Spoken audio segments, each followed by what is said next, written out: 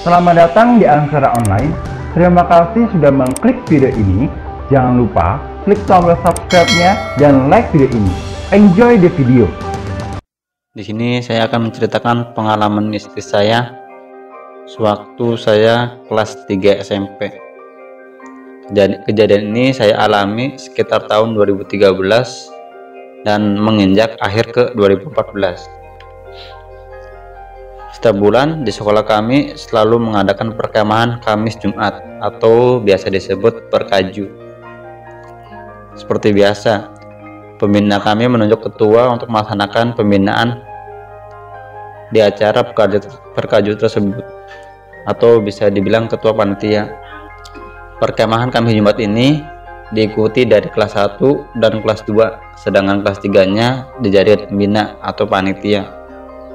Sebelum ke cerita inti, sedikit gambaran lokasi kejadian yang saya alami. Sekolah ini berada di Provinsi Jawa Tengah, tepatnya Kabupaten Brebes. Letak sekolahan berada di kaki Gunung Slamet. Jika diukur jarak dari sekolah saya ke Gunung Slamet melewati 5 desa, yang artinya letak sekolah saya berada di pelosok. Sekolah saya berdiri di atas tanah wakaf dari warga sekitar dan berada di pinggir jurang yang tidak dalam, dan di depan sekolah terdapat kali dan sebelah kanan terdapat kebun bambu. Jika dibandingkan sekarang, kondisi sekolah jauh lebih bagus. Dari letak sekolahan yang dulu bisa dibilang cukup bikin bulu kuduk berdiri. Singkat cerita, hari Selasa pembina pramuka kami menunjuk ketua panitia untuk perkaju nanti Kamis depan. Setelah penunjukan ketua panitia, tugas dan tanggung jawab diserahkan kepada kami sepenuhnya. Tadinya kita menyarankan pembahasan kegiatan nanti pada saat perkaju dibahas pulang sekolah, karena kita tahu pembahasan seperti ini tidak sebentar. Pada saat ingin mengajukan usul kepada ketua panitia, bersamaan pula ketua kami menghilang sebelum jam sekolah. Sampai keesokan harinya, hari Rabu, ketua kami kembali menghilang. Akhirnya kita inisiatif untuk menjemput di rumahnya.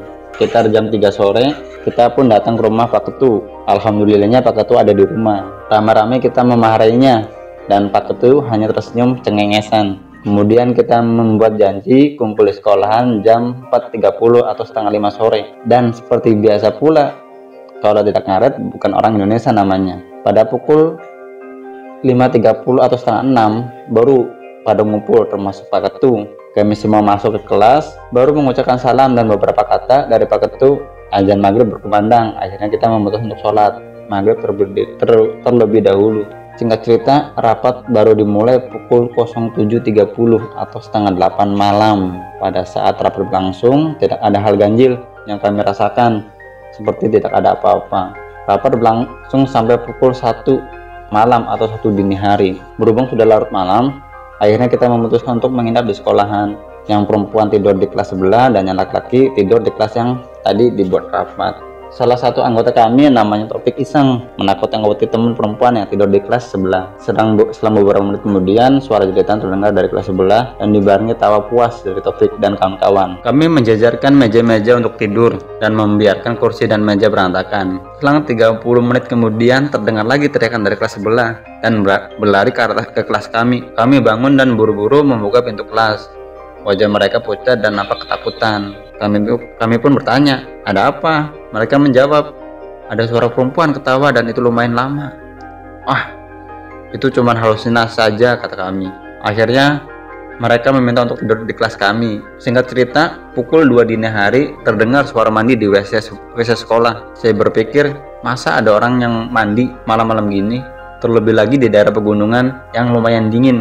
Saya abaikan dan kembali lanjut untuk tidur. Dan sialnya nggak bisa tidur. Setelah suara orang mandi selesai, terdengar lagi suara bayi nangis. Dan saya tahu persis di sekitar sekolahan tidak ada yang memiliki bayi. Nambah merinding dong. Dan semakin nggak bisa tidur. Di tengah usaha saya untuk tidur, terdengar suara meja dan kursi yang diseret-seret di kelas kami. Saya lihat di sela-sela selimut dan saya melihat kursi dan meja bergerak sendiri. Wah, lengkap sudah dan semakin tidak bisa tidur. Saya berusaha membangunkan teman sebelah saya dan dia juga melihat dengan nada kesal. Dia bilang, udah diam aja. Sekitar setengah jam, suara meja dan kursi diseret akhirnya berhenti. Suasana kembali tenang dan kita semua bisa tidur. Pukul setengah 5, Kami bangun dan melihat semua kursi dan meja berantakan kembali rapi seperti semula, terkecuali meja yang kami pakai untuk tidur. Terkejut dan berterima kasih karena kita tidak perlu capek-capek membereskan kelas.